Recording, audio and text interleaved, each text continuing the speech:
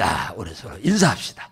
반갑습니다. 자, 승리하셔서 축하합니다. 오늘 또 이번 한 주간도 복된 한 주간, 기가 막힌 일들이 저 위에 계신 하나님으로부터 여러분에게 주어지기를 주의 이름으로 축복합니다. 자, 13장 한 장은 양도 많은데 천국에 대한 얘기를 한 장에 아주 집대성해 놓은 성경이에요. 13장. 13장 가지고 엄청나게 지금 여러 주를 지금 하잖아요. 여러 날을 하고 있는데 주님이 이 천국에 대한 이 얘기를 마쳤다 그러잖아요. 마치고 비유를 마쳤다 그러잖아요. 마친 후에 거기를 떠났다 그랬어요. 그리고 어디로 갔느냐? 갈릴리 자기 고향으로 가셨다 그러잖아요. 갈릴리 고향으로 가셨는데 그 고향으로 가가지고 회당에서 말씀을 가르치셨다 그랬어요. 이게 유대인들은 마을마다 회당이 있어요. 우리나라도 마을마다 교회가 있죠. 마을마다 교회가 없는 마을이 없습니다. 우리 대한민국은 지금은. 유대인들은 6 내지 7 가정만 있는 데면은 회당을 하나씩 지었어요. 그래서 이 회당을 중심으로 해서 모든 삶을 살았어요. 그래서 여기에 납비가 있고 회당장이 있었어요. 그래서 이분들의 지도로 이들이 다 살았습니다. 우리 한국에도 세계에 유례 없이 많은 교회가 세워져 있는데 지금은 대한민국에 마을마다 교회가 없는 데가 없습니다. 유대인들 같지는 않지만은 하여튼 예수님도 그 회당에 가서 말씀을 가르쳤다고 한 그럽니까? 그리고 이적과 기사도 행하셨다. 그래서 그 동네 사람들이, 고향 사람들이 뭐라고 하느냐 하면은 이 예수는 목수 요셉의 아들이 아니냐? 그의 어머니는 마리아인 줄 우리가 다 알고 그의 동생들은 야고보, 요셉, 시몬, 유다고 지금 그의 여동생들이 지금 우리와 함께 있지 않느냐? 그러니까 예수님의 동생들이 7이었습니다. 예수님이 맞이였어. 그래서 그 아버지 목수가 요셉이 일찍이 죽어버렸어요. 그래서 예수님이 그 목수 노릇하면서 어머니하고 동생 7을 다 키웠습니다. 30년 동안 30살 때까지.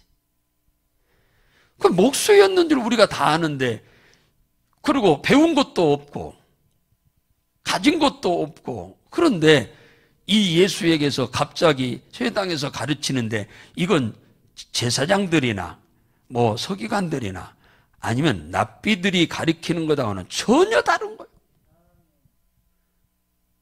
그리고 그가 행하는 능력은 사람이 할 수 없는 구약 성경의 그 누구도 선지자도 제사장도 그 누구도 해본 적이 없는 이적과 기사와 표적을 나타내니까 눈이 동그래졌습니다. 아니 옆집에 사는 요셉의 아들이었어. 우리가 그를 30년이나 지켜봤던 애였어. 그런데 어느 날 갑자기 이렇게 변신했어. 그러니까 그가 한 일과 그가 가르치고 입에서 나오는 말은 감히 그 누구도 비할 바가 안 되는 아주 뛰어난 말씀과 능력을 행하는 거예요. 그 정도 되면은 목수의 아들인 것인 줄 알지만은 가르친 것이 다르고 능력이 뛰어나면 존경할 만한 대상이 돼야 하는데 이 고향 사람들은 전혀 그를 존경하지 않습니다. 그냥 하찮은 가장 핫바리 직업 요셉, 그냥 그 시대의 가장 천민이에요. 그를 무시하는 거예요. 그래서 예수님이 하시는 말씀입니다. 뭐라고 했느냐? 선지자가 자기 고향과 자기 집 외에서는 다 존경을 받는다. 이 말을 뒤집어 말하면 선지자는 자기 고향과 집 외에 어디서든지 다 존경을 받는다 그 말. 이와 같은 실력으로 말씀을 가르치고 이와 같은 능력을 행하면은 존경을 안 할 사람이 타 동네 사람은 없다 그 말이야.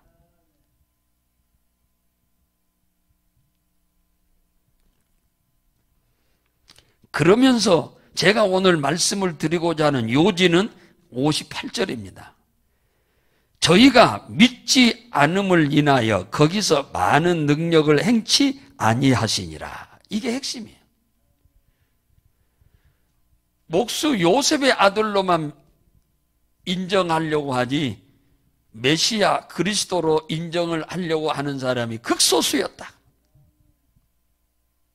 그러니까 오히려 고향 땅에 와가지고 내가 자라던 마을로 와가지고 오히려 문제를 많이 해결해주고 많은 이적을 행하고 기적을 행해야 하는데 예수님이 행할 수가 없는 거예요. 왜냐? 안 믿으니까.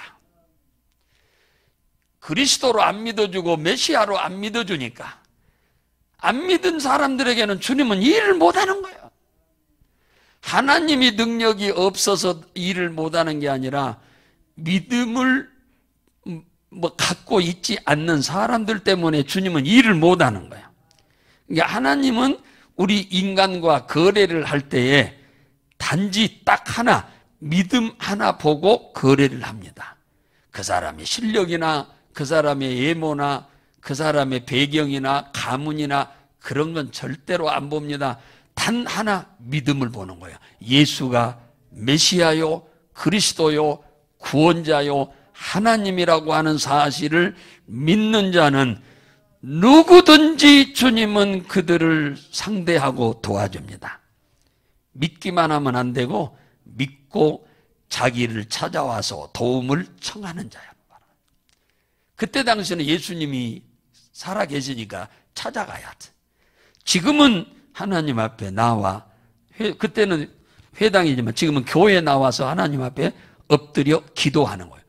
예수가 그리스도요, 메시아요, 하나님이심을 믿는단 말은 무슨 말이냐? 하나님은 모든 일을 할 수 있는 분이다. 능치 못할 일이 없는 분이다. 라고 믿는 사람들의 기도만 듣고 주님은 일을 행하신다. 그 말이야. 믿지도 않으면 당연히 기도를 안 하죠. 믿으면 당연히 기도가 뒤따릅니다. 여러분 잘 아셔야 돼. 근데 교회 다니는 사람, 신앙생활 한다는 사람들이 믿는다고 하면서 기도를 안 하거든. 이게 아리송한 거야. 이제 나중에 봐야 할 일이지. 진짜 그게 믿음인지, 그게 가짜 믿음인지.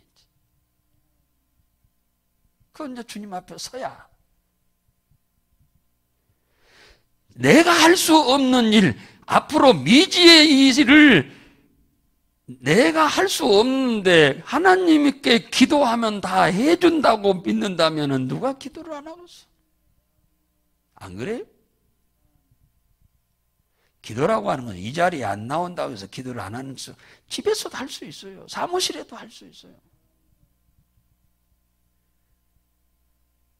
기도는 반드시 해야 돼. 기도 없이는 하나님의 도움을 받고 살 수가 없어요.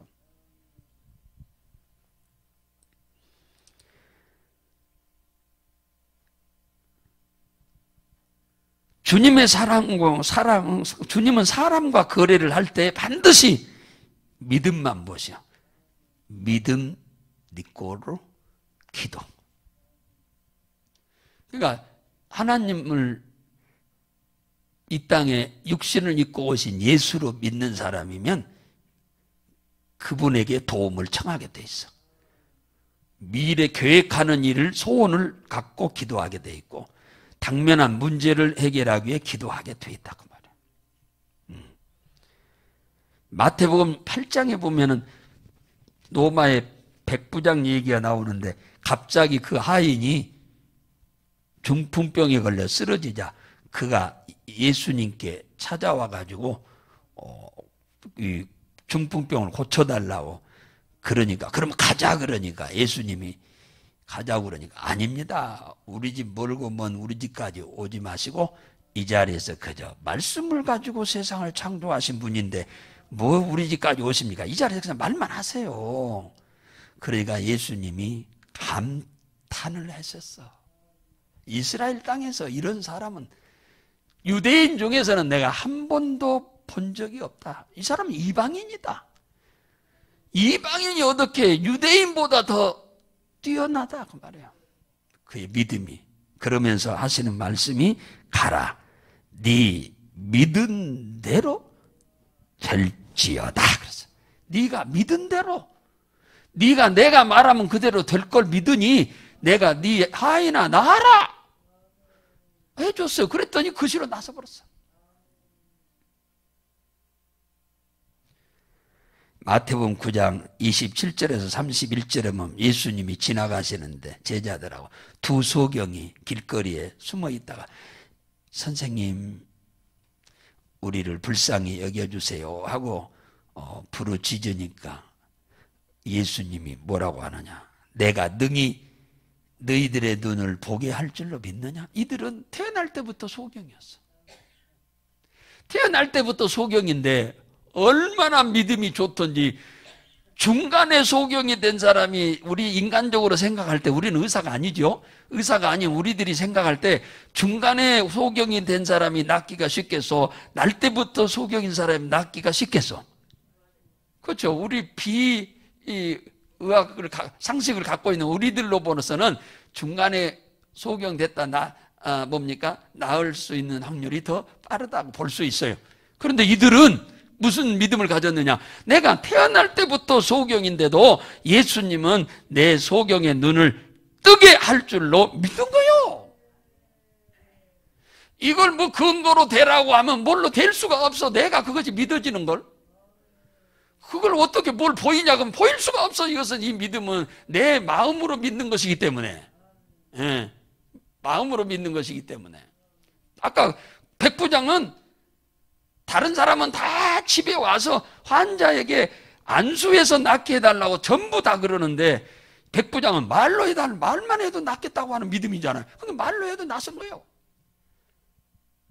이들은 소경인데 자기들의 눈을 뜨게 해줄 줄로 믿은 거요. 이건 눈으로 보일 수가 없어요. 이것은 마음으로 믿는 것이기 때문에. 그랬더니 네 믿은 대로 되라. 네 믿은 대로 되라 그랬어요. 그랬더니 그 시로 눈이 떠졌다. 주님은 우리 인간을 사람을 절대 외모로 상대를 안 해요.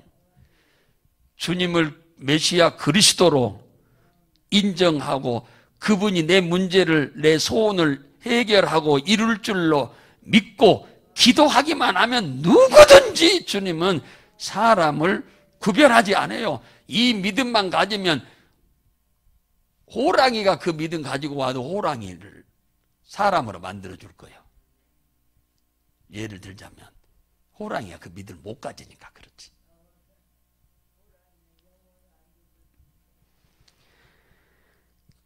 예수님이 마태복음 15장 21절에서 보면은 가나안 여인이 딸에게 귀신이 들려가지고 이 딸이 제정신이 아닙니다. 아들이 그래도 지금 뭐 심각한데 딸이 그러니 어떻게 시집을 보냅니까? 시집 못 보내면 이거 평생 죽을 때까지 이 아이 치닥거리 하느라고 죽어나요. 죽어납니다. 평생 죽어납니다. 예수님 앞에 가서 내 딸을 고쳐달라고 그러니까 귀신 좀 쫓아달라고 그러니까 예수님 뭐라고 하느냐 하면 나는 잃어버린 이스라엘 백성들을 위해서 왔지 나는 이방인을 위해서 오지 않았다 하고 딱 거절해버린 거예요. 그러니까 이 여인이 얼마나 간절하고 똑똑한지 이 여인이 이렇게 예수님께 말씀한 거예요. 개도 주인의 상에서 떨어지는 부스러기를 먹지 않습니까? 나를 이스라엘 백성들의 개처럼 여기고 나한테 그들에게 줄 은혜의 축복의 부스러기라도 좀 주세요. 그러니까 예수님이 손을 들어버렸어요. 발 들었으면 넘어졌죠. 두 손만 벌떡 들어버린 거예요. 아까 백부장을 보고 탐복해버리신 주님이 이 여인을 보고 아주 그냥 탐복을 해버린 거예요.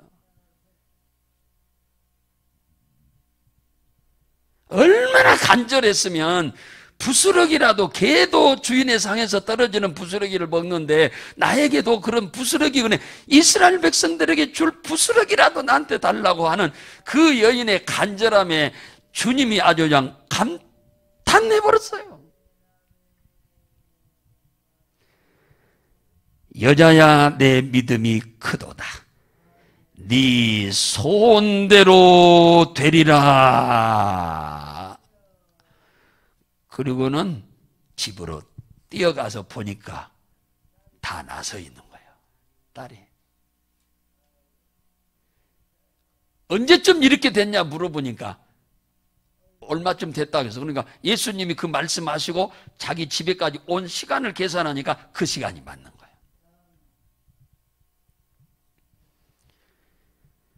마가복음 10장 46절에서 52절에 보면은 여리고에 소경 바디메오가 있는데, 이것도 태어날 때부터 소경이었어요. 길거리에 앉아서 구걸하는데 성문 옆에서 웅성거리는 소리가 나서 웬일로 그러냐고 지나가는 사람 붙잡고 물어보니 그 사람이 착실하게 가르쳐줘서 예수님이 지나가신다. 그래서 사람들이 이렇게 구경하려고 나온 사람도 있고 문제를 가지고 온 사람도 와서 도와달라고 지금 이렇게 난리난다 그랬어요. 그래요. 그래서 자기가 평생 소원이 회당에 가서 배운 것이, 납비한테 뭘 들었냐, 메시아가 오시면 소경을 눈을 뜨게 하고 벙어리를 말하게 하고 기머거리를 듣게 하고 문둥이를 깨끗게 하고 죽은 자를 살린다. 회당에 가서 많이 들었어. 눈은 안 보이니까 못 보지만 들어서 알아. 그래서 메시아가 오기를 기다렸어. 그런데 저 동네에서는 눈을 뜨게 했다는 거예요. 소경은. 저 동네에서는 안진병에 일으켰다는 거예요. 저 동네에서는 문둥이를 낫게 했다는 거예요. 저 동네에서는 다 귀머거리를 듣게 했다는 거예요. 그 소리를 들으니까 이분이 메시아다고 하는 걸 이 소경은 믿은 거예요. 다른 사람들은 안 믿어. 근데 이 소경은 믿은 거예요. 바디메오는. 그런데 자기가 소경만 아니면 뛰어갈 수 있는데 만나러, 소경이니까 누가 데려다 주지 않는 한은 갈 수가 없어. 자기 부모들이 믿음이 있는 게 아니니까. 지 믿음만 있으니까. 그런데 그날이 내가 죽기 전에 왔으면, 그분이 내게 오기를 왔으면 하고 기다리고 있는데 오늘이 그날이 될 줄이야 생각도 못했지. 그래서 다윗의 자손 예수여 나를 불쌍히 여기소서. 그랬더니 주님이 지나가시다가 다리 딱 멈췄어. 방구석처럼 끄떡도 안 하고 서 계시다가 제자들한테 데리고 오라고 그랬어. 네가 원하는 게 뭐냐? 보기를 원합니다. 예수께서 내 믿음이 너를 구원하였느니라 하니 그 시에 눈이 뜨여졌어.